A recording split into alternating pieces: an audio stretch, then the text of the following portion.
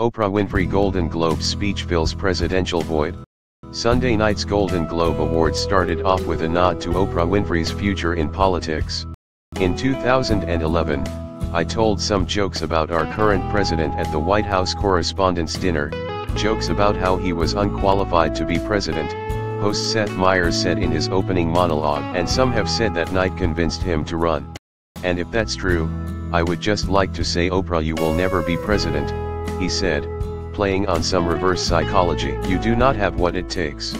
It was at last year's Golden Globes that Meryl Streep called out President Trump in her acceptance speech for the Cecil B. DeMille Award, without even mentioning him by name. Trump fired back the next day with a tweet calling Streep one of the most overrated actresses in Hollywood. Meryl Streep, one of the most overrated actresses in Hollywood, doesn't know me but attacked last night at the Golden Globes. She is a Donald J. Trump, at Real Donald Trump, January 9, 2017. Streep wasn't alone in her criticisms of the president.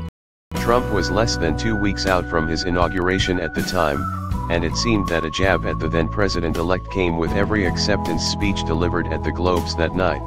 In a stark contrast, this year's Golden Globes featured very little Trump talk.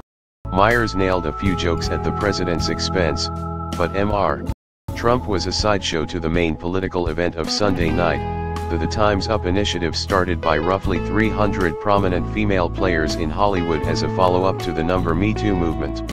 Actors and actresses took to the red carpet dressed in all black, pairing their outfits with buttons reading Time's Up, to draw attention to sexual misconduct. Also garbed in a black gown was Winfrey, who filled the presidential void during her acceptance speech for the same award Streep won a year earlier. So I want all the girls watching here, now, to know that a new day is on the horizon, she said in the final moments of her remarks. And when that new day finally dawns, it will be because of a lot of magnificent women, many of whom are right here in this room tonight, and some pretty phenomenal men, fighting hard to make sure that they become the leaders who take us to the time when nobody ever has to say Me Too again. Within seconds of the conclusion of her speech, Twitter was lighting up with speculations of a potential Winfrey campaign, and Oprah 2020 started trending, although she had said she has no interest in a presidential run in an October interview with CBS This Morning. There will be no running for office of any kind for me, she said in the interview.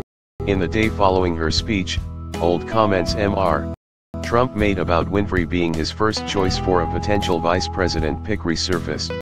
I really haven't gotten there quite yet, Trump said during an October 1999 Larry King Live interview in which he announced that he would form a presidential exploratory committee. Oprah, I love Oprah.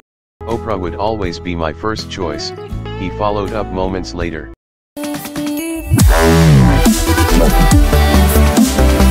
Wow.